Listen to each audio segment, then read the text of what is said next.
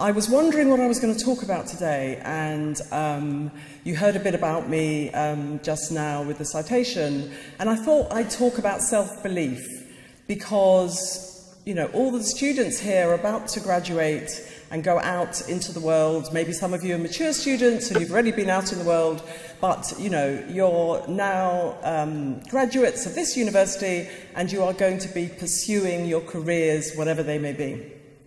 And I've had a really interesting life. I've been in the arts from the age of 12 from when I was at the youth theatre, and I've been working professionally in the arts for 40 years.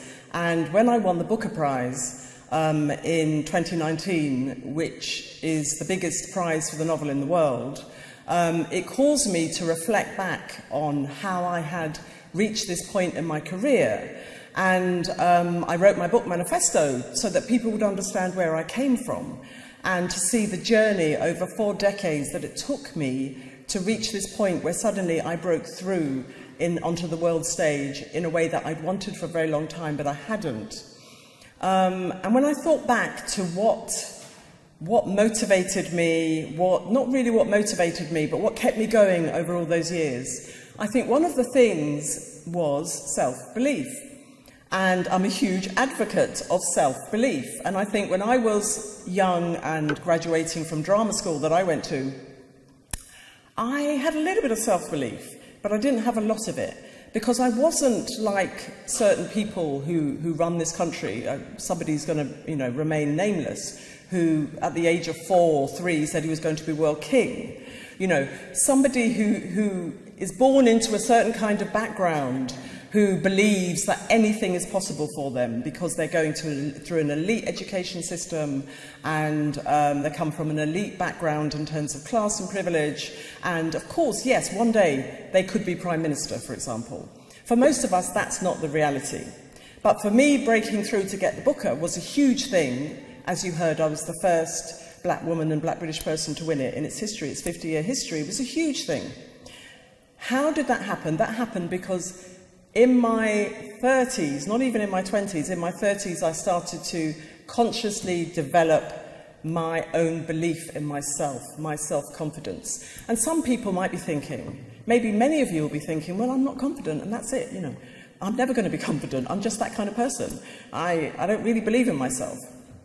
Some of you may be the opposite, I don't know. But often when I'm teaching younger people, I come across a lack of self-belief. So what I want to say to you is that it's possible to develop your self-belief over the course of your lifetime. And one of the ways that you can do that is to access all the resources that are out there for you, especially with your generation on the internet. Especially, in fact, you know, a lot of it comes from America, the motivational speakers who will imbue you with a sense of the great possibility of your lives, whatever that might be.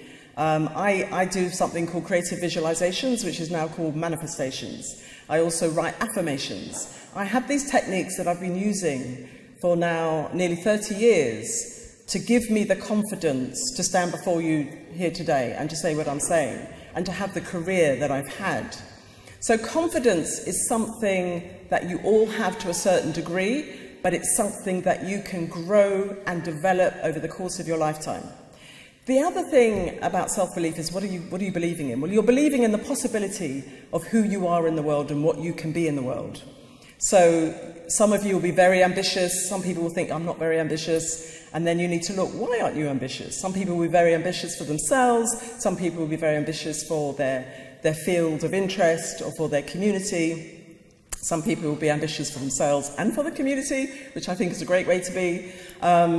And it's really important to focus on what you want to do, even though that might change. So my advice is to have a goal. So I'm sure for all of you, when you entered this university, the goal was to graduate, and some of you will be thinking beyond that. But it's to have a goal of what you want to do at this stage in your life, what your goal is, and to work towards it, but to accept that that goal might change. But if you don't have a goal or have a series of goals throughout your life, it's very easy to be swayed. It's very easy to give up. And people give up because they face obstacles. And the obstacles might be inside you because you don't feel confident enough or you don't think you're good enough. And what I'm saying is you can develop that. Or the obstacles might be outside you.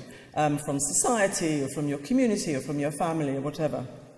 The thing is to learn the techniques to get through that so that you are not swayed from your goals, but understanding that those goals might change. So I think this is what I would have wanted to hear when I graduated from Rose Bruford College, where I studied drama for 3 years in 1982. I wanted somebody to tell me that where I am today is not where I'm going to stay, that there are resources out there that can develop me into the person I can become, and in a very positive way. Somebody who has ambition, somebody who has self-confidence and self-belief, somebody who wants to achieve in this society for themselves, hopefully for their communities as well. And that it's possible.